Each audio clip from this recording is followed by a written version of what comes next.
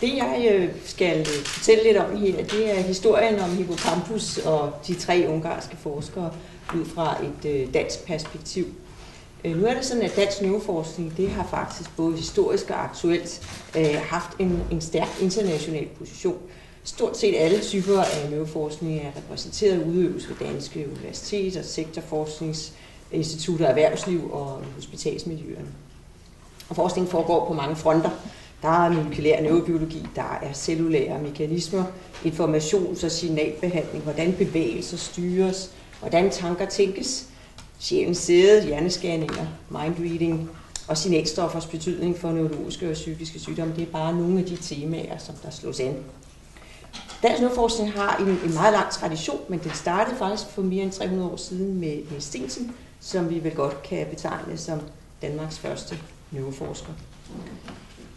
Fra 1677, der levede Niels Steensen en asketisk tilværelse som katolsk biskop i Nordtyskland.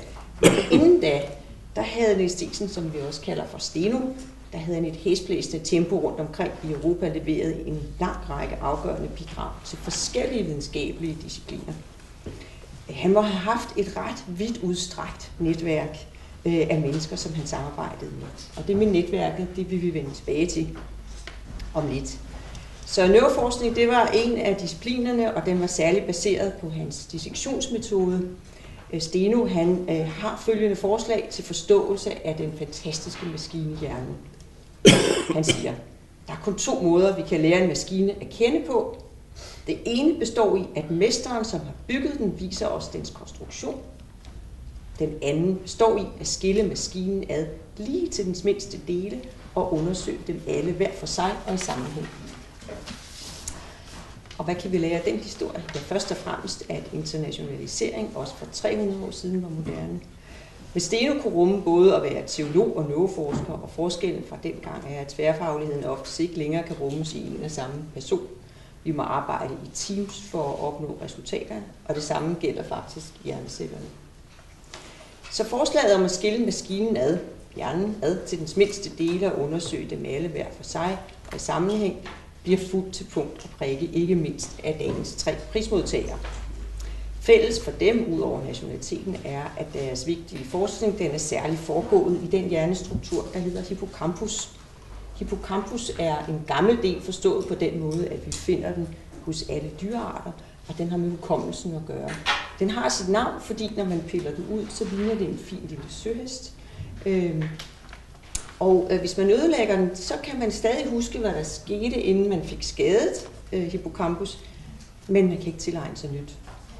Man husker det ganske enkelt ikke. Så det er altså en hjernedel, der er ansvarlig for hukommelse og for opmærksomhed.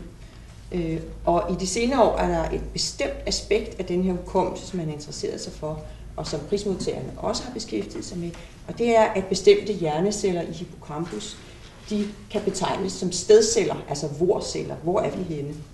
Og det kan man vise ved at stikke elektroder ned i bestemte hjerneceller i hippocampus. Så kan man se, hvordan de her celler det bliver aktiveret, når for eksempel et forsøgsdyr går igennem et bestemt område.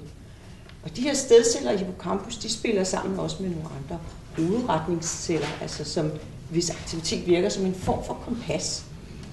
Opdagelsen af de her stedceller har ledt til tanken om, at hippocampus kan fungere som sådan et slags landkort, altså at hjernecellerne repræsenterer, hvordan veje og steder ligger i forhold til hinanden og til os selv.